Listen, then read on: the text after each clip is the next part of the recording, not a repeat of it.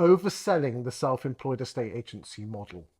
Today I'm joined by Mike Robson, who is the other half of the Avocado self-employed estate agency brand. Mike, you said to me before we switched the cameras on, you think that there are some models out there that are overselling the self-employed dream. What do you mean by that? Talk to me.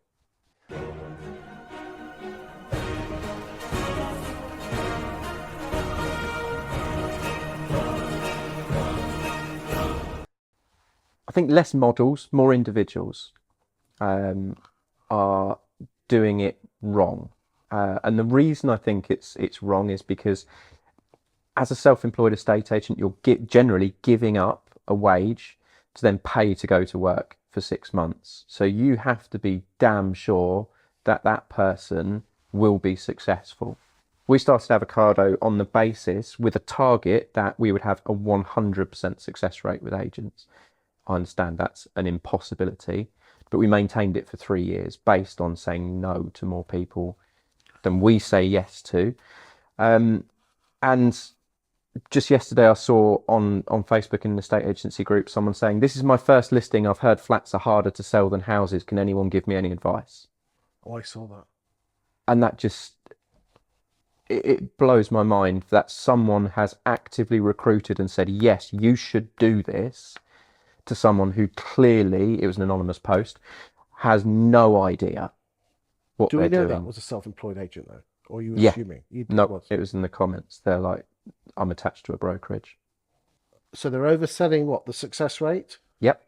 What about those agents who, I mean, what's your opinion on agents earning money by recruiting people? I don't think that's a bad thing because you're, as a business, you'd be paying a recruiter.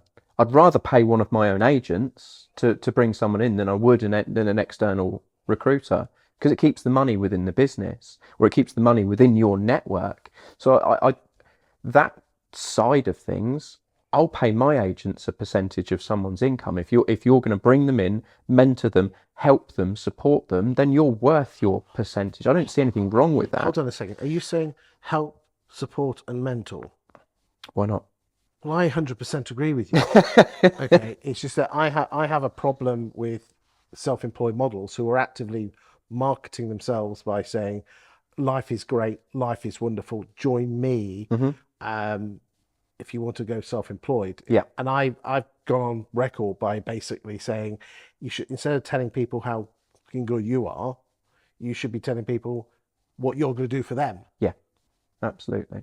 And then I get commented back saying, "Get paid enough to coach and guide them." Well, don't do it then if it doesn't work for you.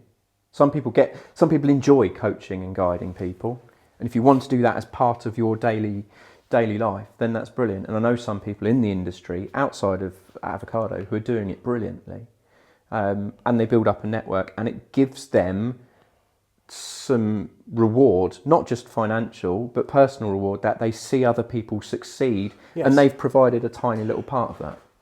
Because I reckon that, with one model that's quite famous for bringing people in, you'll earn a maximum of £2,400 a year, which is kind of, down south is probably 2/3 of an average fee, which is not a lot of return. Yeah. For the amount of effort you have to put in. So you're saying it can't just be money. But do you think these people are doing it just for money? Recruiting people just so they can build up lots of £2,400? If that's where your first thought is, when you get up in the morning and you go to LinkedIn or Facebook, if your first thought is, I need to get a recruitment post out, then yeah, you've probably got your aims and your aspirations wrong. Rather than saying, as you say, very, very well and consistently, what can you do for other people? How can you help? What can you provide that someone else is going to be attracted to? Because the bit I have an issue with is when people say that, you got flexibility, you can go and pick your kids up from the nativity play. Yep.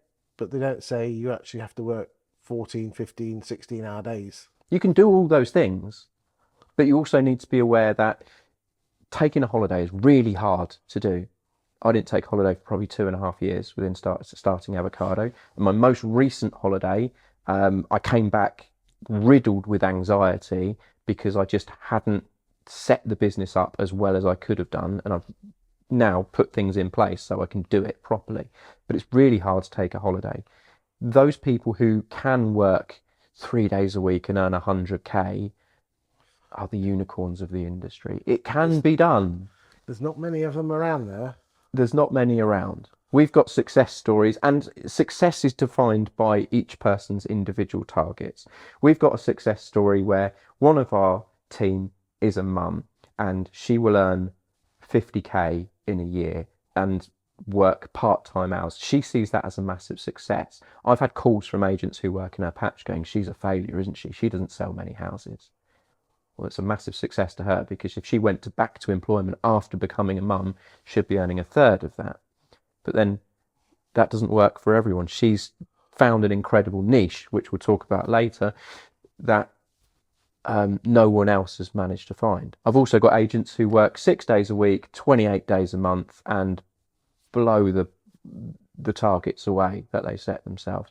But you cannot ever, with a clear conscience, say you can work less, you can earn more, you can holiday more, you can do what you like, because whatever people say about estate agency is, it's a cutthroat world in competition. There will be 10 agents on the high street who are open whilst you're dog walking. And especially in that first 2 years, you've got to work twice as hard as them if you're ever going to succeed. Mike, thank you for your insight on that one. Pleasure.